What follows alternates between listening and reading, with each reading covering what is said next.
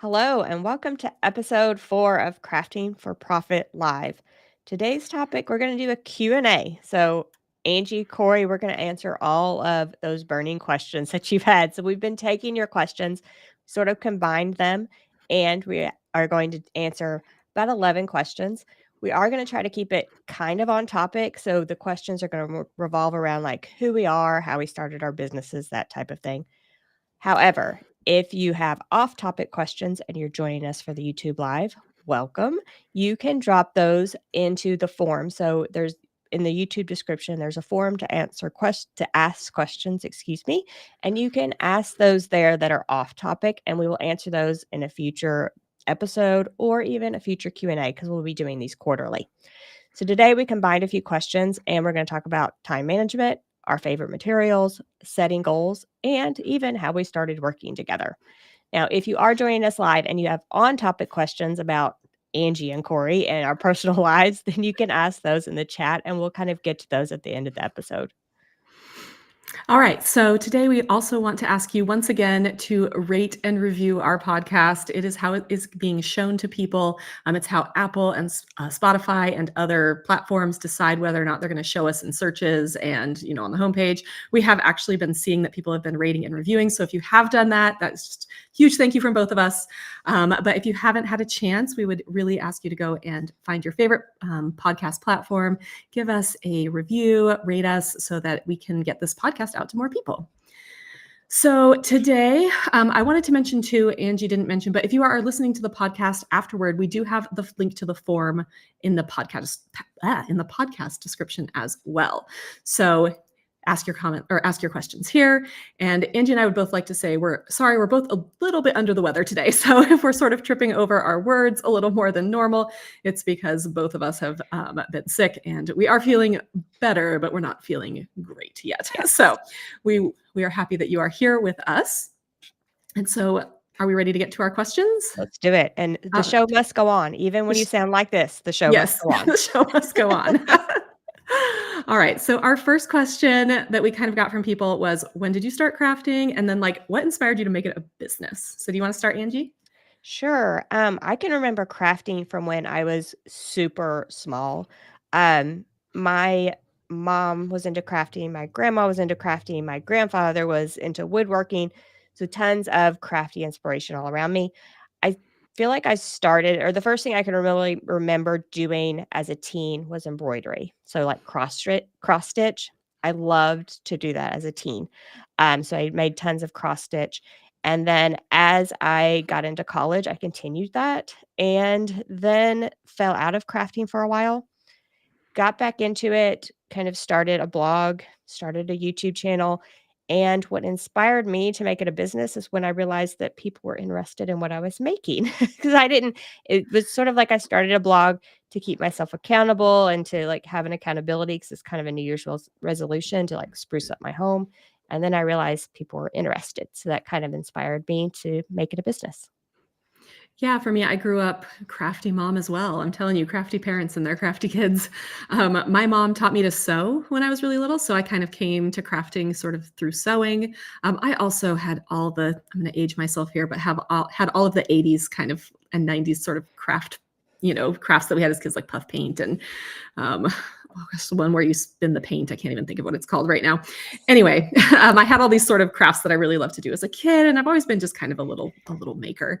And I've done a lot of crafts and a lot of DIY, and so I feel like I kind of got out of crafts as I got older and did a lot more DIY. And then Cricut sent me a Cricut, and it showed up on my doorstep one day. And this was back when they were just launching that first Cricut Explorer, and they were trying to get the word out. And I had started a blog and had been doing a little bit of crafts. I've been doing sewing and that sort of stuff. And it showed up on my doorstep. And then I realized how much I really love sort of machine crafting. So, and like Angie, I sort of kind of fell into it where people were like, hey, we have Cricut tutorials didn't exist on the internet.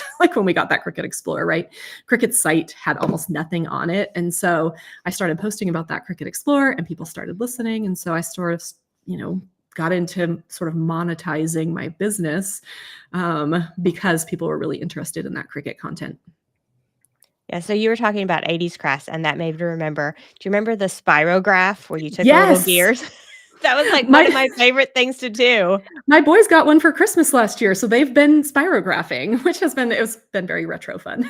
Like, I totally need I need one and for I don't even have young kids, but I need one. Yes, you need one.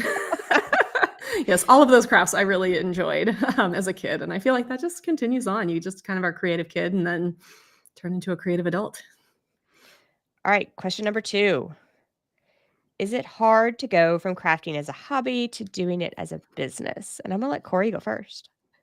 I would say yes. There are parts of it that are hard and there are parts of it that are easy. Like I can say, like I get to craft for a living, which is awesome. I mean, I could be, behind a desk like I was. I did marketing for years before I kind of quit everything to try and make this whole business work. And I vastly prefer this to, working for somebody and doing marketing. So it is kind of hard to make the leap from hobby to business, both in a like how am I going to make money at it sense, but also in just a now you're doing what you love to make money. And I find that it doesn't work for some people. Like there's just some people who need to enjoy their crafts as crafts. And I completely and 100% totally get it. And if that's you, more power to you because I feel like in my life, I'm like, okay, what else can I do to grow this business? And I'm just really, I feel like I'm very, gosh, my brain is broken today. I just feel like I have a lot of drive and I just want to make this business grow, but I have a very hard time just crafting for fun anymore. And that is sort of a disappointment that kind of came along with starting the business. I totally agree with all that. And I will say sometimes I keep or try to keep a certain type of craft for just personal and like I don't share it just to have a little bit of my passion back because it's almost like it turns from a hobby passion and a fun passion into all business all the time. So I'm always thinking like, should I be filming this? Should I be taking pictures? Did I share that on Instagram? Like constantly when you're creating. So I feel like it can be tough. And I also wanted to say that I I feel like everyone's path is different from going from hobby to business, and it's not like Corey's path was different from my path, and each individual person's path is gonna be different, and I just don't feel like it's repeatable because it's like you fall into different things and you enjoy different things that I do.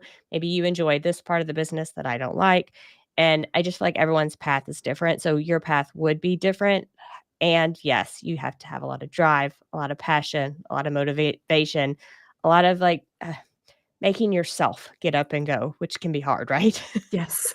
I also think I mean, I will say I have a lot of privilege in the fact that I've been able to make this work. I have the most supportive spouse you will ever meet. He was like, "Yeah, sure. We're gonna make this work for you." And so he really has been a huge support in what I've done. And I know that a lot of people do not have support like that. They don't have family support or they're single moms or their spouse doesn't think they can run a business, all of these different things I didn't have to deal with, which made my path for this particular instance much easier than some other people. There are other things that have made it really hard. Like I was trying to build this business when I had twins and they were in the NICU. So like when my business really was starting to take off was right when I had my babies.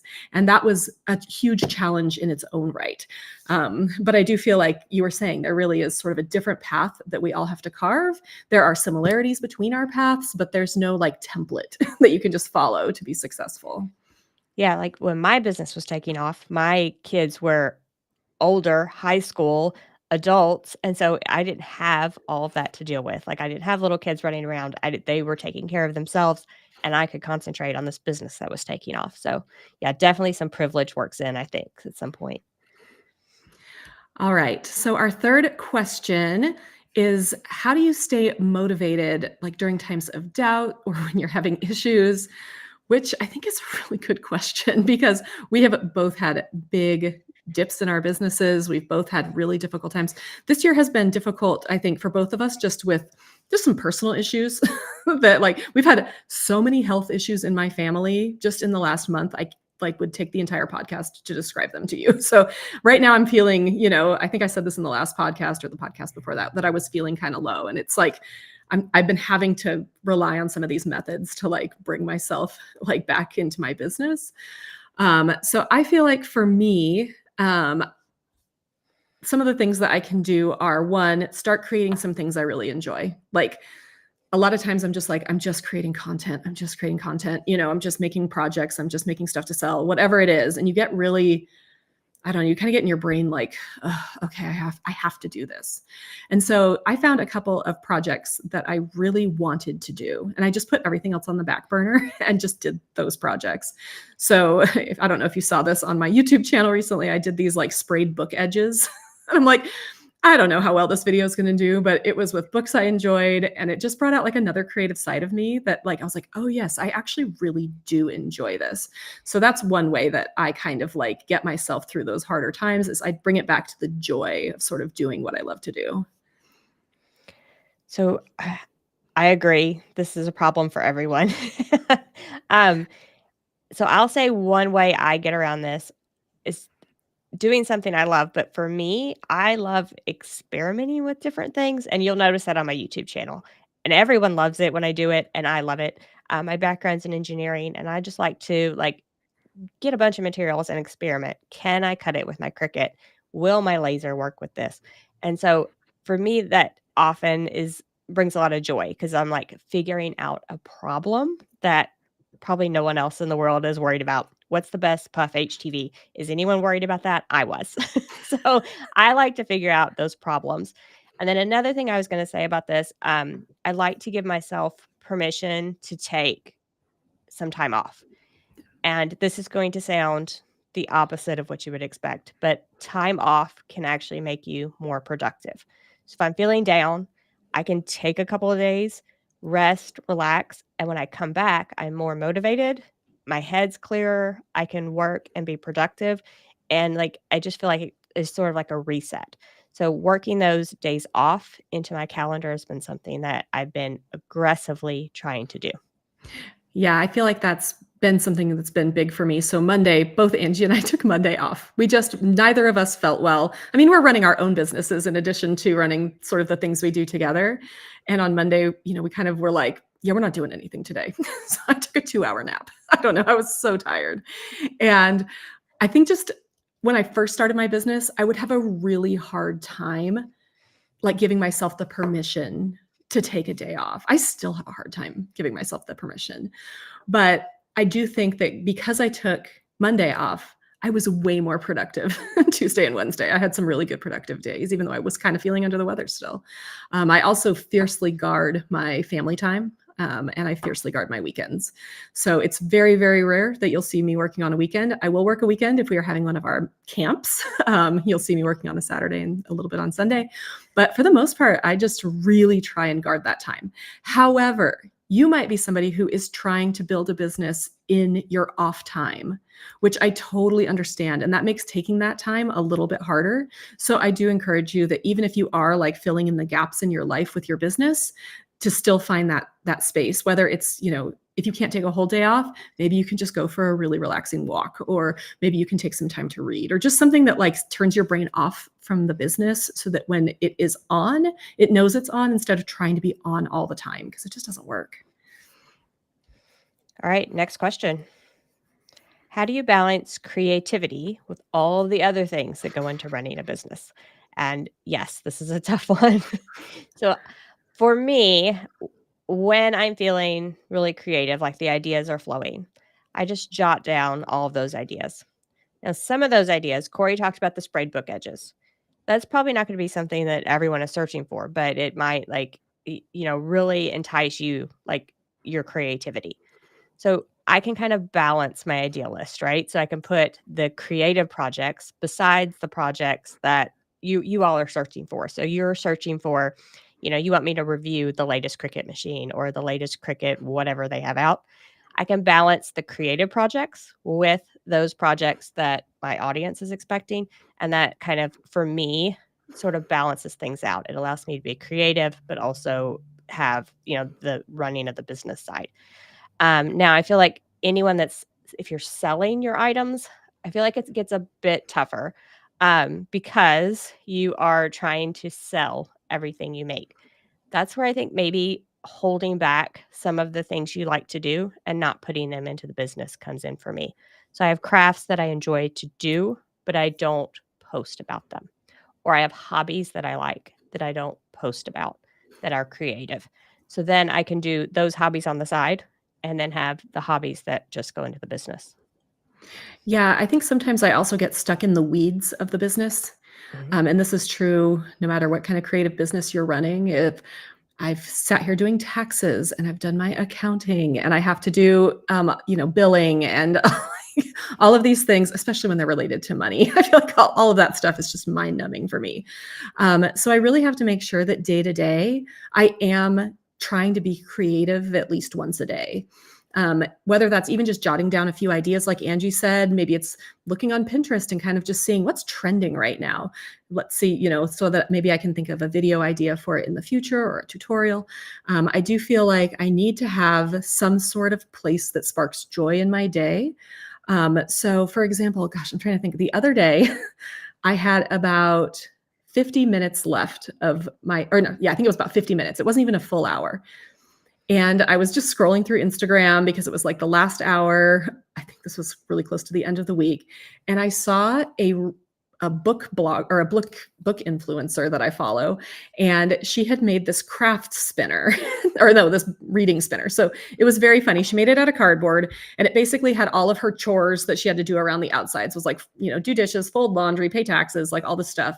And then she had read at the bottom of sort of this pie chart.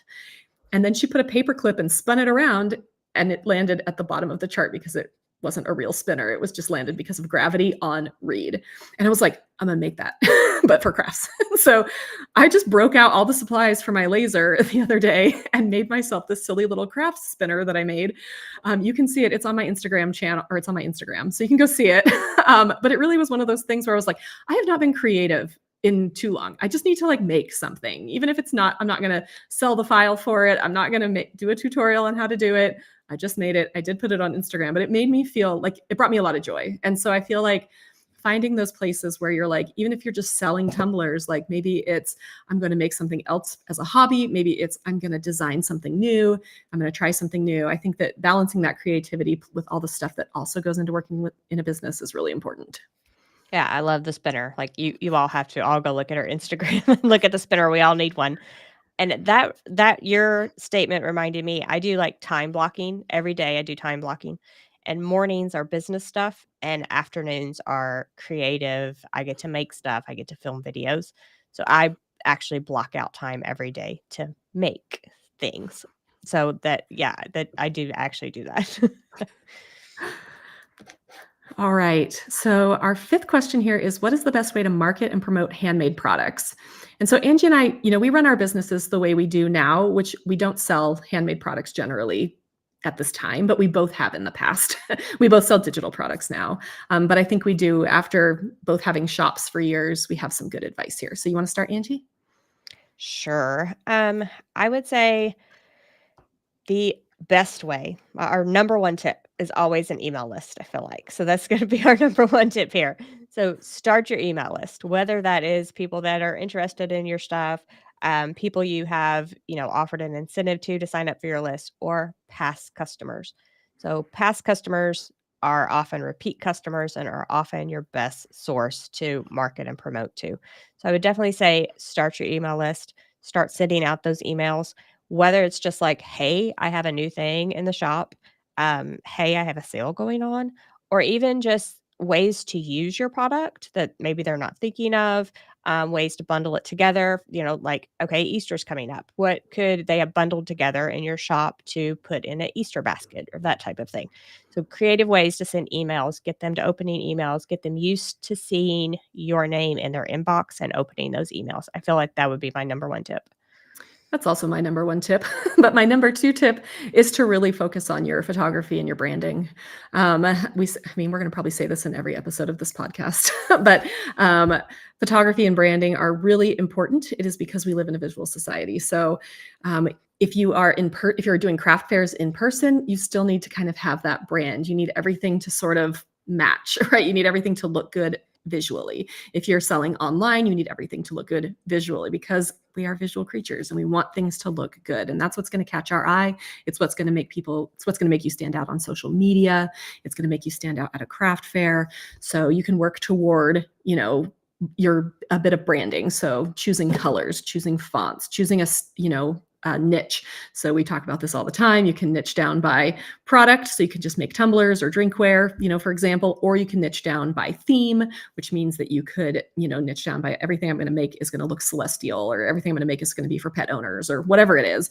That gives you a little bit broader product base. But either way, you really want your ideal customer to look either at your booth or at your shop or at your social media and know this person is for me right away without having to sort through a bunch of different things. Because if you're selling a bunch of different things with a bunch of different images, with a bunch of different styles, nobody's going to sort through that. They want it very clear that you are the person selling the thing for them.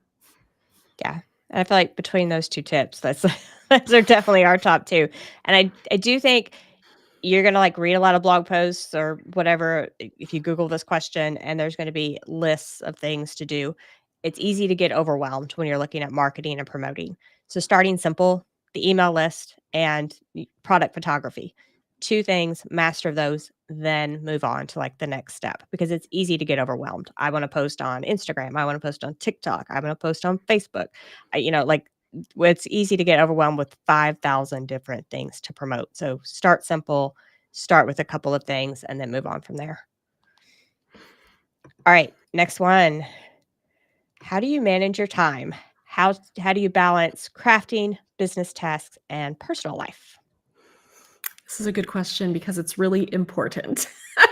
I can tell you right away that none of us, whether you're just starting out or you've been running your business for a while, have enough people working for us.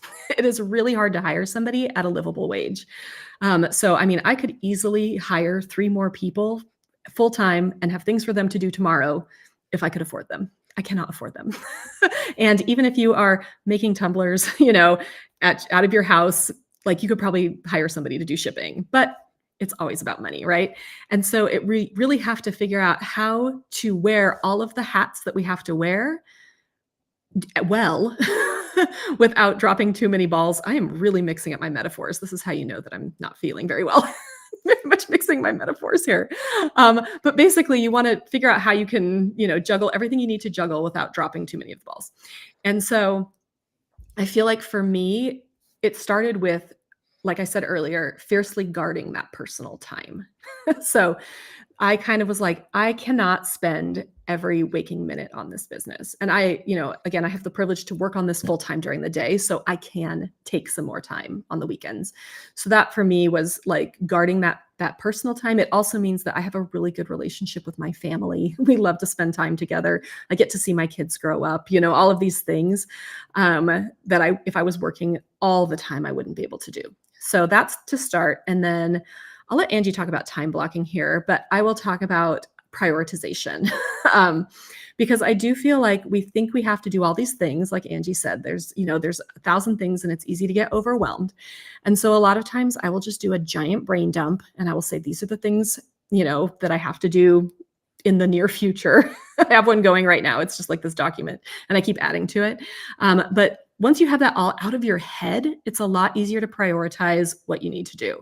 Because when it's all in your head, the thing that's going to be the most important to you is I have to go clean the windows, right? It's not anything related to work.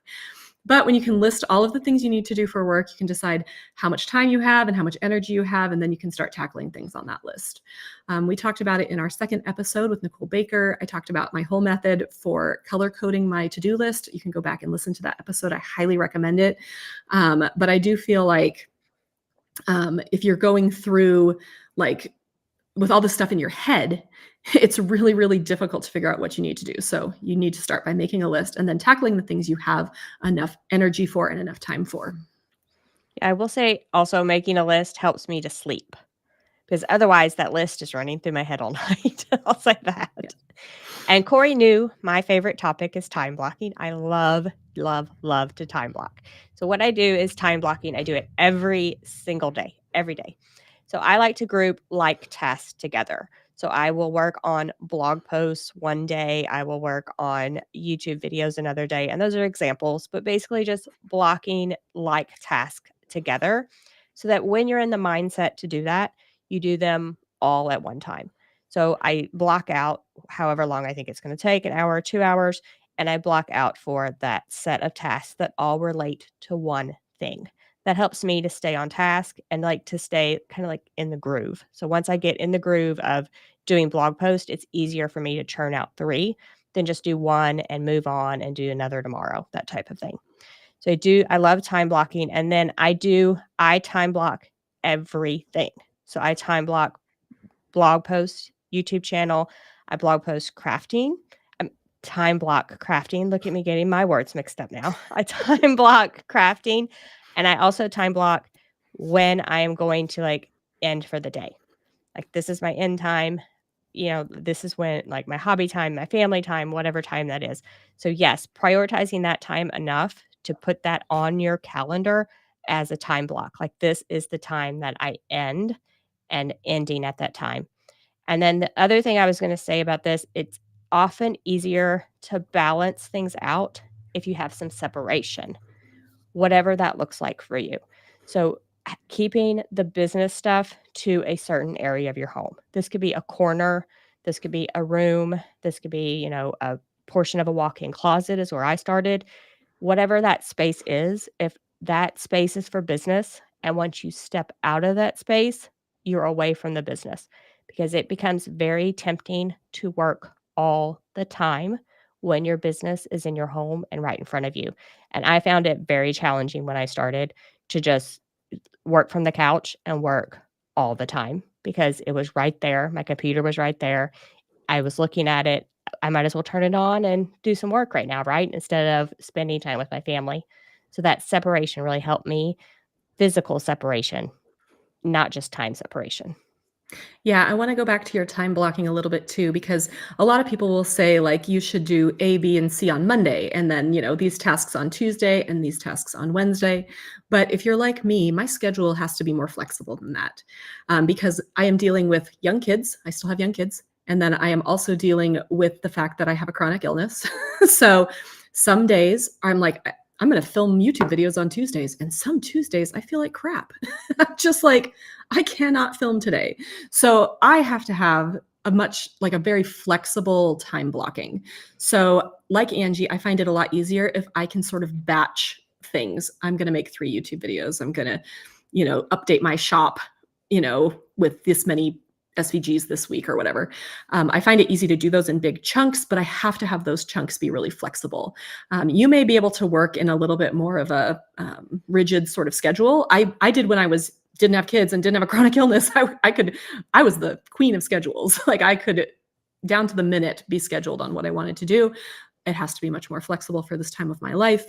But I do feel like just batching and sort of putting thing like with like together makes working a lot easier. So if, for example, you're making sweatshirts, you can do all of your, prints at one time. You can do all of your weeding at one time, whatever it is, do it all at one time so that you have this chunk of stuff ready to go for the next step in the process. So I use Trello, but I feel like whatever calendar you use, I like to make it I like Trello, and I like to make it where I can basically drag and drop it. So when I'm having one of those days Cori was talking about, this Monday, for instance, where I just was like, "No, I have to be on the couch." I can take those blocks, those chunks of time and move them to other days. So I do like having that flexibility to, like, move it around, and that way I just move it out and move the rest of the days around. Yeah, same thing for me. All right, let's see. Our next question, somebody asked us, like, what is our favorite thing to do? Like, what is our favorite craft? What are our favorite materials, techniques, that sort of stuff? It's kind of a personal question, but I liked it, so we put it on here. So all of them. All of them. We're both gonna have the same type of response, and it's all gonna be about machine crafting, but I'll do some and you can do another. So we both like crafting technology, printers, lasers, Cricut machines, that type of thing. I will say that sublimation is definitely like I still get gasp at some of the results sometimes, and I've been doing sublimation for a while. So sublimation definitely is way up there on my list of favorites just because it's so versatile with the printing, the pressing, the different blanks you can get. I just ordered. I'm so excited about some new blanks I ordered. And this is one of the ones that is creative and probably won't be in YouTube search results at all. And I can't wait to film that video and show you all what I have found for blanks. But I will save that. And so stay tuned on YouTube for that one. But it just gets me excited, like when a new blank comes out, and I'm just, giddy with excitement about getting to press it and, share that on YouTube. Yeah, I feel like sublimation is really high on my list. I just made sublimation nightlights last week, and holy moly, there's a new blank out, and I was like, "This is the prettiest thing I've ever made. It's gorgeous. This nightlight. I have no need for a nightlight. I'm a grown up." Um, but it was just one of those things where it just brought a lot of joy. So my other favorite, and I really want to keep doing more of this, is laser crafting. I need all of you to get into laser crafting so that I can make more tutorials about it because I have 5 laser machines, guys, and I love them. But specifically, there are now laser machines that work really well, like as um, entry level laser machines. So I do feel like laser crafting is like going to the masses, and I am so excited about it. Yeah, so if you all have not seen, the Glowforge Spark came out not too long ago, and the Spark is, like, the most affordable laser I've seen of its type. So it's, like, it's on presale just for a few more days, though, right? Like, it's, Yeah. like, April 4th it ends. It's on presale for $5.99, so it to me, it's like a gateway into laser, right? So you can get that, see what laser crafting is all about, see if you love it, and then, if you wanna use it for business, upgrade to a different Glowforge at a later time. But for me, um, a laser crafting was very intimidating at first, and so I was like, "If I spend the thousands of dollars on this pro machine, like, how intimidating am I gonna be when it gets here?" But $5.99 for the Spark, it feels much less intimidating, it's a smaller machine, and I just love it and how easy it was to set up. I feel like you can make so many things with a Glowforge laser. I mean, you can the crafting possibilities, I love them. So you can cut and you can engrave and you can score, which is kind of a type of engraving using a laser machine. So you can make all sorts of projects out of wood and acrylic and leather.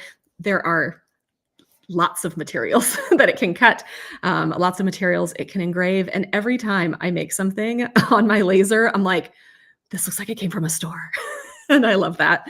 I know there are probably people who are like, I like the handmade feel, but I also love the fact that the other day when I was like, I want to make this craft spinner. And an hour later, I had this very cool craft spinner that I made out of acrylic. But I do feel like because the Glowforge Pro or the Glowforge Plus, they can seem kind of intimidating to start out. It's actually what I started with. That was my first machine. And it was intimidating. But having the Glowforge Spark and the Glowforge Aura really mean that like, you can kind of get in there and it's not nearly as scary. And then if you want to like ramp up production because you're like, oh, I want to add laser crafting to my business, then something like the Pro or the Plus would be a great machine. Yeah, the Pro or the Plus is definitely way faster for those production level things, but if I wanna make a pair of earrings for an event I'm going to, I'm gonna pull that Spark out and I'm gonna make them right there. Yeah, it's just, I don't know. I find laser crafting to be super fun. I find the materials to be super fun. And I just feel like, you know, crafting with a Cricut is awesome. And I really do like crafting with a Cricut, but I feel like things just get thicker. The things you can make get thicker when you have a laser. So you can cut really thick wood and you can cut, or at least much thicker wood, and you can cut, acrylic and just things that you can't cut on an electronic cutting machine, you can with a laser. And that just opens up the possibilities of crafting with a machine. So, if you want to get in on the Glowforge Spark presale, do it by April 4th. Is it April 4th? April 4th. Yeah. Okay, and I'm going to put up a QR code here. Um, for if you're joining us on YouTube, I put up a QR code. However, if you are listening to the podcast, it's link.craftingcamps.com/GF. That's link.craftingcamps.com/GF. And by April 4th, get in on the pre-sale because it goes up to like $6.99 after that. So Which is still a really good price for a laser. yeah, Every other crafting laser is closer to $1,000. So if you're thinking about it, it's a good time to do it. we obviously highly recommend laser crafting, and we want you to be able to make all the things we're going to make on our YouTube channels with these lasers. All right. So, what advice would you give to someone just starting to sell their laser crafts? Or sorry, I'm so stuck on laser. Just starting to sell their crafts, whatever you sell. I think this is a great question that that several people asked us. Yes. So I don't want to repeat. Let's just get it out of the way right now. We're going to be like good photography, niche down, start your email list. Let's get those out of the way right now. Those are really our top 3 tips. It's just Those are going to keep going to coming be back our to top us. 3 tips. Do we have another tip like in addition to that? I Yeah, would I think. say Oh, go ahead. maybe my biggest advice would be to think about what you're passionate about making. So I'm going to like share a personal story. I had an Etsy shop and I started it doing catering to like wedding crafts. So people that were having weddings, and I got orders for 400 of one thing. And I found out very quickly that my passion was not making 400 of one thing. So I feel like if I would have thought that through a little bit before I dove in, it seemed like a good idea at the time. It wasn't a good idea for me and my personality. So that is one bit of advice I would give is to like think about you, think about your personality, what you like to do, yes, what you're passionate about, yes, but can you do that over and over and over again and still be passionate about it? I feel like I ask people that all the time when they're just starting to sell. Yeah, I think that's really good advice. I also think, can you scale it? um, if it's going to, I mean, it really depends on what you're making. If you are making something that you can sell for a lot of money, you don't need to scale quite as much as if you're making small things that you may want to sell a lot of. And it really depends on how long it takes you to make something, for example. So when you're starting out, you have the thing that you're passionate about. You've sort of niched down, you've started your email list, you've done all these other things that Angie and I always mention. But I think there also becomes a tipping point.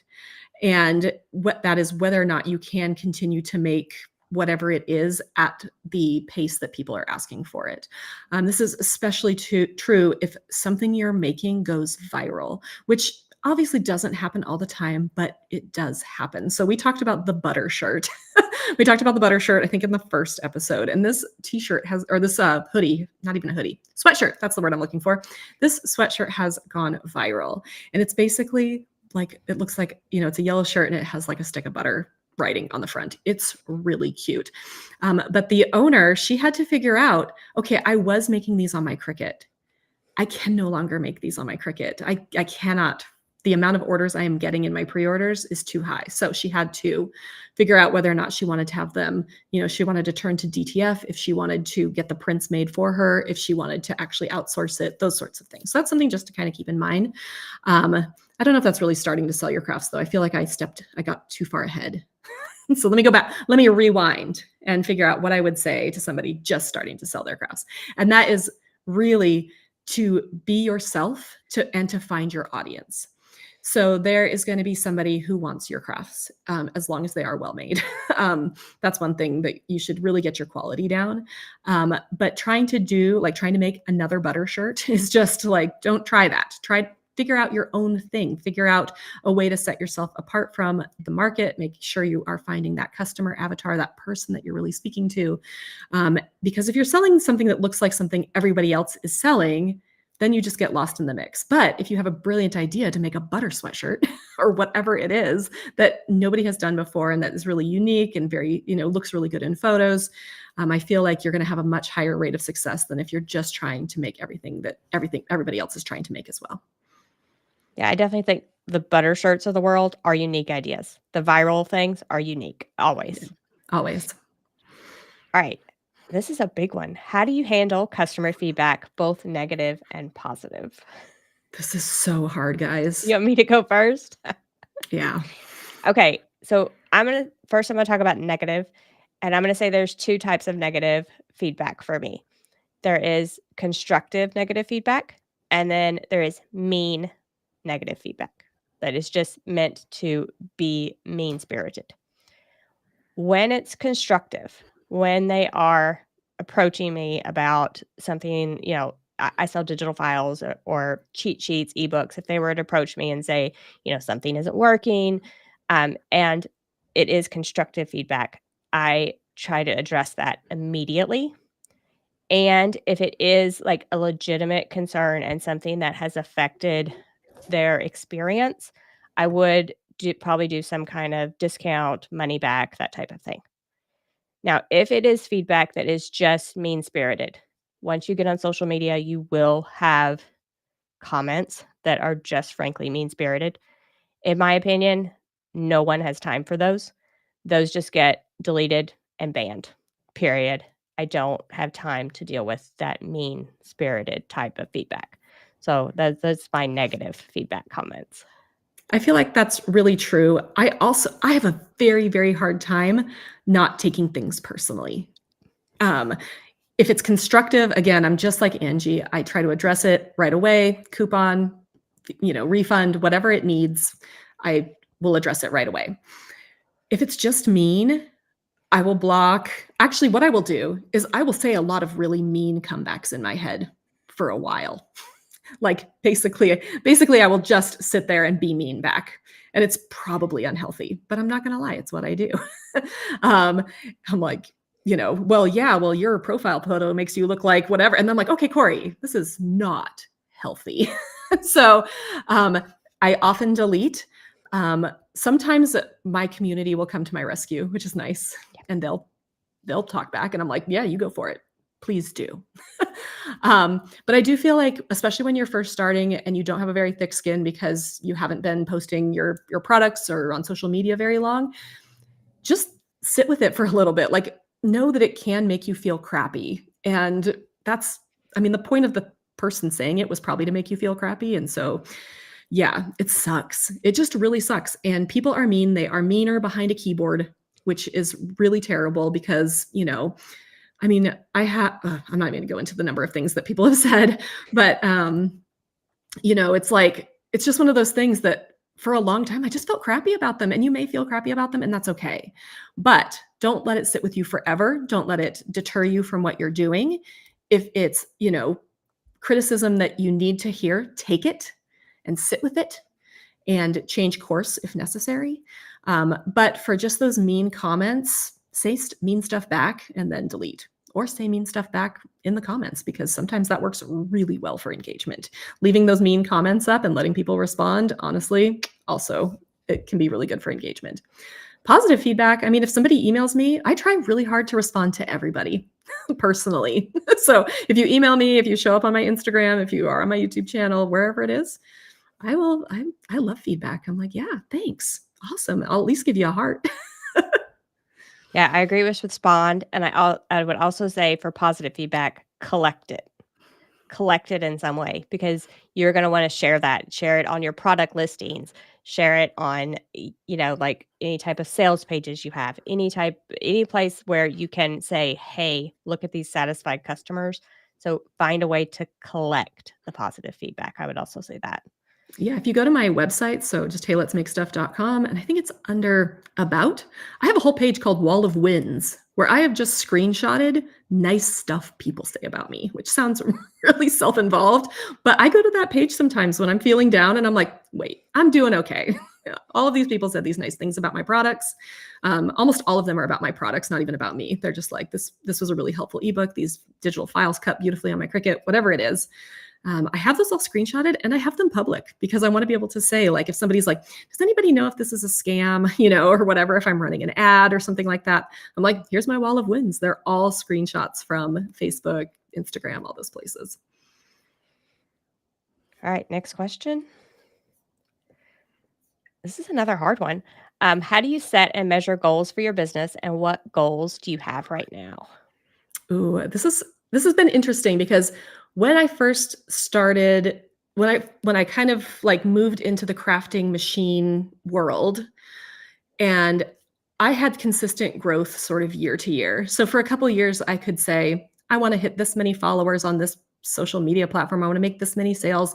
I want to have this many page views. I want to make this much money. Like all of these things, and I could generally for several years reliably hit those goals. The pandemic hit and like all my goals went out the window and I did really well. People did so badly in the pandemic, except for people who were trying to teach other people how to use a Cricut. Because everybody was stuck at home and trying to learn to use their Cricut. So 2020, terrible year overall for so many reasons, pretty good for crafter people. And after that, it has been very hard for me to set goals because I do not want to have another pandemic and have growth like that. And I have lost a lot of that growth. And so trying to set goals now is very difficult because algorithms are changing. And it's like, I really want to hit these numbers and I'm not getting anywhere close. Or I had huge growth in this one area that I didn't even expect to have growth in. So I will say setting goals is a great idea. I want to make this much money. I want to do this many craft fairs per year. I want to open my Etsy shop and get 20 things listed, whatever those goals are for you. I think having those goals gives you something to aim at. But I will also say that we are really in a season of turmoil when it comes to especially the internet. There is a lot of talk in different groups for people who have websites, for small businesses, all of these different things, that things can be really, really difficult right now. You're trying to compete with Amazon. Like what? You are not Jeff Bezos. I am not Jeff Bezos. Thank goodness. So we really need to kind of figure out like, what are reasonable goals to set in a very vastly changing landscape. And so my big goal right now is to hit by the end of the year, and I don't know if I'm going to do it. I want to hit 50,000 followers on YouTube. That's my goal. So now everyone needs to share her YouTube channel. Yes. So if you are not following, if you're watching on Angie's channel, please go to my channel and follow so I can get to that goal. It's a stretch goal. It's basically doubling what I have now. But it is a goal for me. So Angie, what do you think? So I tend to look at the end of the year or beginning of the first of the year. I tend to look at the entire year and like, what do I want to accomplish? But I am like you, and I'm finding numeric goals very tough right now. And I like economy, I think, has a lot to do with it as well. So I've thrown numeric goals kind of out the window right now, and I've just started thinking about things I want to concentrate on with my business. And it's going to be very boring, but one of my goals is basically to like do a website overhaul this year. So cleaning up old blog posts, cleaning up links is a very boring goal. However, as a business owner, I feel like you'll have exciting goals and you'll have very boring goals. You will have a combination of both. And some years it was very exciting, right? I wanted to grow my Instagram and I wanted to get to a certain number and that type of thing. But this year is probably a very boring goal for everyone, but I just basically want to do like a website overhaul this year. So yeah. So don't And worry if your goals are boring. I'm right there yes. with you. I mean, both of our goals separately and then now together is to reach more people who want to start crafty businesses and help people grow their crafty businesses. That's why you're listening to this podcast. It's because one of our goals is to connect with you more. It's to connect with our audience more. It's not necessarily to get this many podcast views or make this much money on our podcast. We are not making a lot of money on our podcast, but it is basically to help you be able to start a business, because we've realized that our audience is really interested in this topic. It's something that we've done. So now we want to just basically share the love with you guys. Yeah. So as a long-term goal for my business, and that's over like for as long as my business exists, I would like to help other small businesses. That's like been one of my goals. And this was one huge step, this podcast, in the right direction for that goal. So thank you, Cori. You are welcome. It's also reaching one of my goals, which is also to help other small businesses. And yes, Cori and I do sit down together and make goals. And I feel like a lot of our goals align, which helps. But I do feel like, we've been very successful and very lucky and very privileged, and we've worked really hard. A combination of all the things that have got us to where we are now, and it's now time for us to help give back. So hopefully you guys are finding some interesting and helpful content here in the podcast. You remember Jennifer Maker did that talk, and she talked about basically having like did she call it a code of ethics, or what was the word she used? Yeah, it was similar to having like a code of ethics or Okay. a So it's mission or something like that. Yeah, mission, yes. So mission. basically like a list of missions for your business. And she gave this talk, I think we heard it in July of last year. She gave this talk to a small group of people, and I have like really embraced that. So just laying out like basically missions and ethics for my business as a whole, so that I follow them. Anyone that is working for me follows them, and I try to basically moving the business in the direction to follow those missions and ethical goals. Yeah. The last thing you want is to get your business to a place where all of a sudden you're doing things that feel icky, Yes. right? You don't want to get to that point, and it's so easy to get to that point in this, I don't know, everything that's going on right now. It really is easy to get to the point where things feel icky. And if it's feeling icky to you on the inside, it's not for you. And Angie and I can say that categorically, it's not for you. There are things that I have done in the past where it has started to feel icky and I've said, I'm done with this. There's other things I've done in the past where I went through the ick and on the other side, I said, I should have stopped. I should have said no. I should have done something differently. So I do feel like, having that kind of code of ethics or a mission statement really can help your business grow in a healthy direction for you. You don't want that cognitive dissonance in your soul, right? You want everything that you're doing on the outside to match up with what you're doing on the inside. And I feel like there's so many ways that things can go icky, and just don't do it. Don't do it. Crafting for profit should be fun, not icky, right? It should not be icky. Please don't make it icky, guys. All right, last question. How did the two of you start working together, and any advice for partnerships with other creatives? So we both have very much um, a cooperation over competition sort of mindset. You are looking at my biggest competitor is Angie Holden. My next biggest competitor is Jennifer Maker. The three of us are friends, right? We would much rather collaborate and have the synergy of all of our businesses sort of working together than try and compete against each other for everything. It just, again, is icky. I don't want to be icky. I want to have people at my level in my space doing what I do who I'm friends with. I don't want to be a lone wolf. I don't want to like go at it alone. And so Angie and I met, though. We don't know when we met. We met at a conference at Well, some I point. think that you were talking about when Cricut sent you that first machine. We were both in that. They did some kind of competition, and we were both in it. And that's the first time I remember like chatting with you, I think. Yeah, I think so. Yeah. And that would have been Gosh, 2009, 2010. I mean, like, I it's would been a say long time. 2010 or 2011, I think. Yeah, Yeah. so it's been a long time that we've known each other. We met at some point at a conference, and we've done like little partnerships here and there where I did a guest post on her blog, and she did a guest post on my blog back in the day. And then sublimation really started to take off a couple of years ago.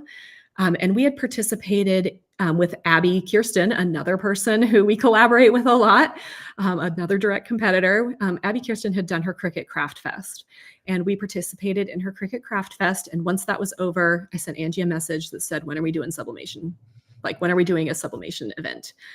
And within days, we had started planning the event. And I don't think I would ever be where I am today without partnering with other people to grow.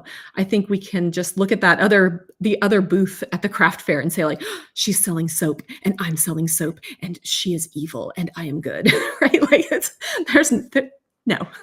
Instead, meet with the other soap maker and figure out how to do a collaborative something or other. Figure out how you can promote each other. If we look at things from this scarcity mindset, where it's like there's only this many people who are only going to buy this many products and I have to get those people, it turns icky. It gets icky again. But if you kind of are like, I'm going to find my people and I'm going to work with other people to find my people, and some of my people will be their people too, and we can just grow together. I feel like that's just so much better than having this like competitive mindset. Yeah. And so the soap example, the more people that discover that handmade soap is amazing, the more customers you both have. And so that's the same thing for us. The more people that realize sublimation is amazing, the more customers or viewers there are for both of us.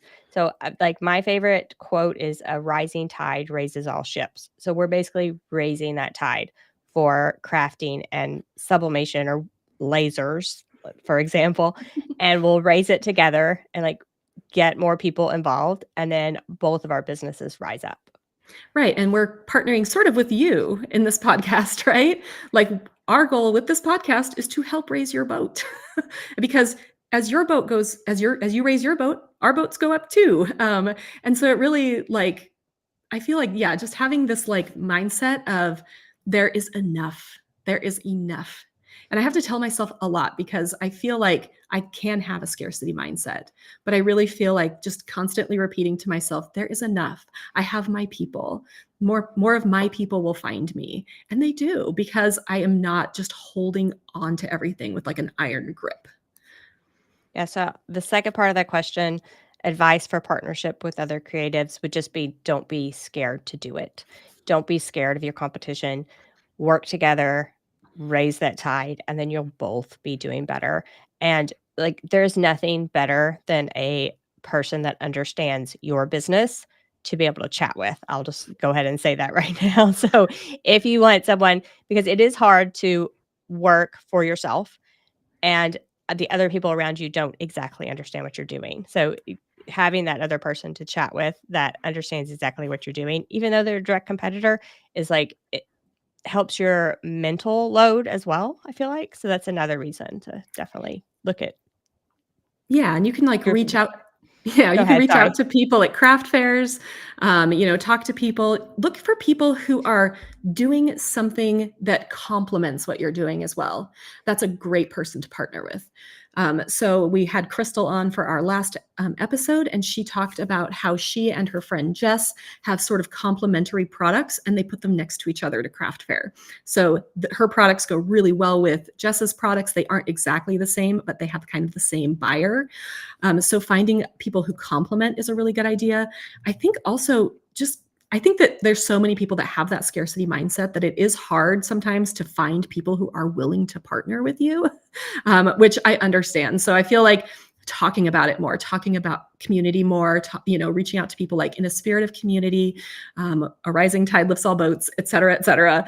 Reach out to people with that kind of mindset and, just try and talk through it. Because I mean, I think when I first started, I was like, oh no, somebody else is going to get my page views or somebody else is going to buy somebody else's products. And now I just don't have that mindset anymore. And so it really is that mindset shift as well. Just understanding that not everybody is going to be the person you want to partner with, but just start reaching out to people in a spirit of community. I think community is so huge right now. Talk about how we're making handmade products, right? We are not making things made by an AI robot, which is awesome. And so like building up the fact that you can have all these people coming together to sort of offset all of the icky AI and stuff that's coming up right now. And I just did want to shout out, if you're on Facebook, we have a Crafting for Profit campers group on Facebook. Does not matter if you have been in one of our past camps or not. You are more than welcome to join there. And you can definitely post like looking for people to work with, like what you're kind of looking for, and sort of find like-minded people in that group. It's full of people that are crafting for profit or want to be. Yeah. And somebody just mentioned in the comments, and I know we can get to questions here in a minute, but somebody did talk about Mean Girls. And I mean, we are in a very female-based industry. Just the creative industry is a very female-based industry. And there are mean girls. We have them in our industry as well. We have people that Angie and I refuse to work with. And it's because nobody wants to work with a mean girl. And it's really hard when you're in a group with somebody with a mean girl. I understand that that's difficult. And sometimes you may need to step away. There have been times where I've had to step away from things because I was just like, I cannot with this negativity. I cannot with the backstabbing and all of these things. And that has meant that I have left good people behind. And that sucks. But at some point you have to prioritize your own mental health, your own self-care over staying in a group with somebody who's really dragging you down. Yeah, and I feel like eventually you will find your people. Yeah. Hold out, you'll find them. You'll find them. All right, so if you're joining us for the YouTube Live, we're gonna do, a last call for questions. We have an offer for you. We're gonna talk about the offer, and then we're gonna start, pulling some questions from the chat and answering a few of those. So our offer is some ebooks from Cori, and it's how to make money with Cricut crafting and how to make money with sublimation crafting. And Cori, you want to tell us about them? And I'll put if you are joining us for the YouTube live, I'm going to go ahead and drop the QR code. Yeah, so these are 2 ebooks I wrote a while back. They're not super long, but they're really in depth, and it's kind of like an overview of a lot of what we talk about here on the podcast, specifically for cricket crafting and specifically for sublimation crafting. So I talk about setting up your workspace, I talk about pricing, I talk about a whole bunch of different things. People have found them very helpful. I have a lot of really good reviews. You can go to my wall of wins to see those very good reviews. And just for this podcast, I have them on sale for $7 each. So you can go to that link or that QR code and you can grab the ebook for just $7. I feel like it has a lot of really good information. I would love your feedback. If you think, I don't want your mean feedback. I want your constructive feedback if you think there are things that are missing. But yeah, I think this is just a really good printable resource because a lot of times we can watch all these videos, we can read all these things, but this is like having it right in front of you. You can print it out, you can make notes in the margins. And I think it will help you kind of get started if you're really wanting to start a Cricut or sublimation business. And so the link is link.craftingcamps.com/books, link.craftingcamps.com/books. And you can choose whichever one you want or get them both at $7 each. And so thank you, Cori, for offering an amazing deal on your You're ebooks welcome. today. Let's see. Somebody did want to know the name of the Facebook group again. So that's Yes, I was going to put that up first. So that's Crafting for Profit Camp. Campers group. Campers group. Yes. So there's Crafting for Profit Camp. Campers Tent is what it's called because we have this whole camp theme. There is a speakers tent. Don't join that one. That's for all of our speakers, but it's the Campers Tent. And we do allow anybody in there, even if they haven't attended one of our camps. Yes. All right. And let's see. I'm looking for more questions here. Hold on. Someone had, here we go. It's so hard to see YouTube with so many machines and materials when most of us are just starting out, 5 lasers or whatever. This person doesn't even have one. So I wanted to address this because the only reason that Cori and I have so many machines is because we literally review the machines. That's our job. If I did not need to review the machines for my YouTube channel, I would probably have just one laser. So I just wanted to note that don't be discouraged that we have so many machines. The only reason I have every Cricut machine on the market is because you asked me questions about every Cricut machine on the market, and I need to have that knowledge. That is my job. If my job was to sell Cricut crafts, I would probably only have the Cricut machine I need to cut that craft. So I hope that helps a little bit with that. No one get discouraged that you can't get 5 lasers. Yeah. And I feel like because we work, just the nature of our businesses, because of the work we've done, and we've done it for so long, right? We talked about how we got our first Cricuts 14 years ago at this point, because we have worked so long and built up our businesses in the way that we have, which is not the only way to build a business, that we tend to work with companies. But if you're selling things, if you're selling products, like I was for many years, I had one sewing machine that I bought with my own money. And that was perfectly reasonable for the stuff I was selling in my Etsy shop. And someone asked about using mockups. The question is, do you use mockups in your emails?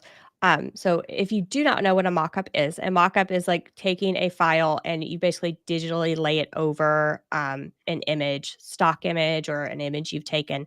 You don't actually make the product to photograph it. Yes, it is perfectly fine to use mockups in emails and social media in your listings. However, I will say we'll go back to like perfecting your product. Make sure you know how to make the product. Make sure you know how to put out a good product before you start making those mockups. That's the only thing I wanted to say about that one. All right. Can you put the link to my books on the scroller at the bottom? Do you have that? Oh, I thought I did. Oh my goodness. There we go. Sorry. Let's see. I know we had a few other questions. If you're on YouTube, it's there now. Sorry. This is the stuff I edit out of the podcast.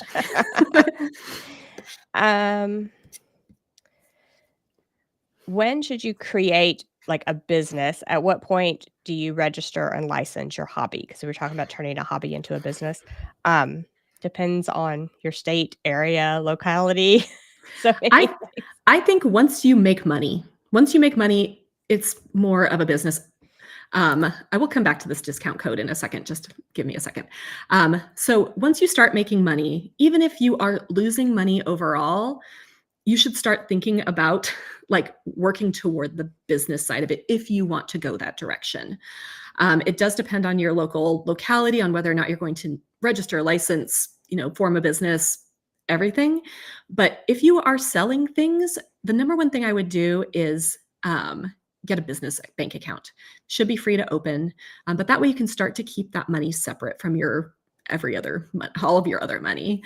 And so I do think once you're like, okay, people are buying what I'm making, even if you're like not sure, I feel like just that one small step can help make things so much easier going forward. All right, do we want to talk about the coupon code? Yeah, okay. So people are saying that my books are coming up as $9 and not $7, and I'm not sure why. So I don't have an answer actually for the coupon code, but I will check it out ASAP. um, my right hand gal Crystal actually has the day off, so it means I'm going to have to figure it out.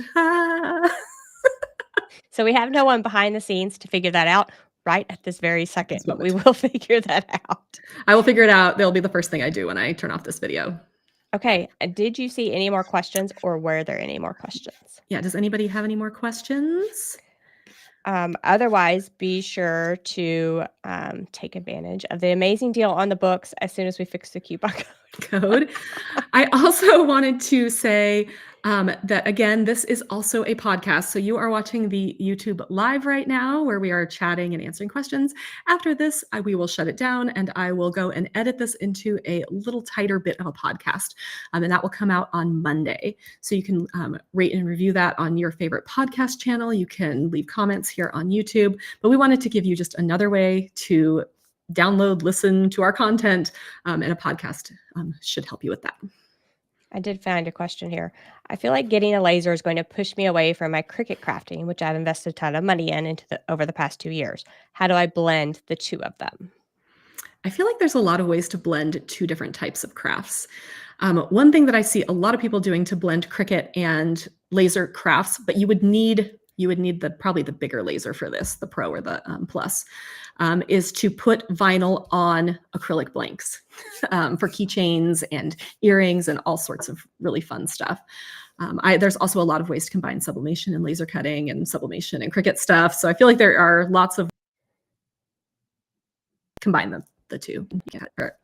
Yeah, my favorite thing to do is to combine two different types of crafting. So I feel like there are all kinds of ways to combine the two.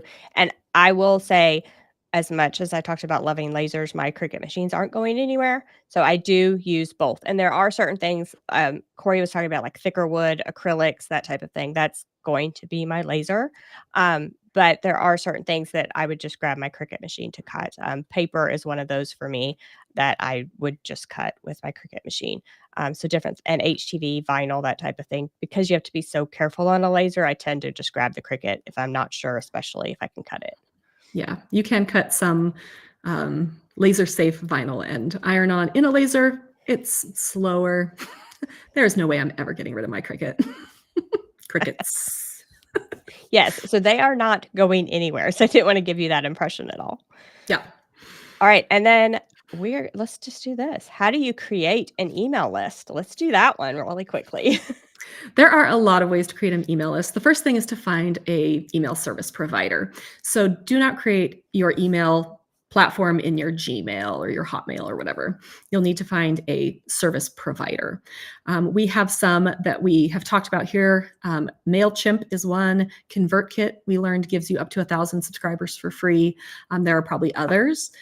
So basically, you want to find that email service provider, and through that ESP, you can create a form. Like there will be a section to create a form, and then people can fill out the form to join your email list. Yeah, and so you do want that opt-in. That's very important. So they need to opt into the list. Don't just randomly add people. You do want them to opt in. And what that service gets you is also you're following all the rules and regulations. You're giving them a way to opt out, which is very important. So you will be following all those rules. So you don't just want to, like Cori said, just add a bunch of people to an email on Gmail and send a mass email. it will get you flagged for spam very, very quickly. So doing it the right way, I feel like is very important, but definitely create that email list in something like ConvertKit or MailChimp. And then whether you're at a craft fair and have a QR code for them to sign up, whether you post a link on your social or on your website to that form, but always direct them to that form to sign up. I feel like that's the safest way to have them opt in. Yeah. If you do have a physical sign up form in a craft fair booth, I would have a checkbox that says, I am willing to receive emails, marketing emails from this, person, and actually have them check a box and then keep that as a record. Because basically you need to be able to prove that they wanted to join your email list and they knew what they were getting themselves into. Yes, always cover yourself. Okay, I think that is all the questions we have. So, in 2 weeks, our next episode is going to be on craft business myths, and that is with Jamila Payne is going to be our special guest, and that will be on YouTube on April 11th and on the podcast on April 15th. If you want reminders about all this stuff, you're like YouTube lives and podcasts, and oh my goodness, Angie and Cori are doing so much. We have a newsletter for that, and it is in the YouTube description or the podcast notes. There's a link to sign up for our email list. See that? Like we're using the forms too.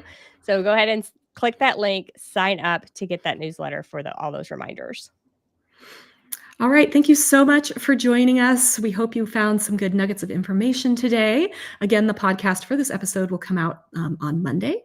If you want to listen to it in your car or while you're prepping things for your next craft fair, we would love for you to listen. We will see you next time. All right. See you in 2 weeks.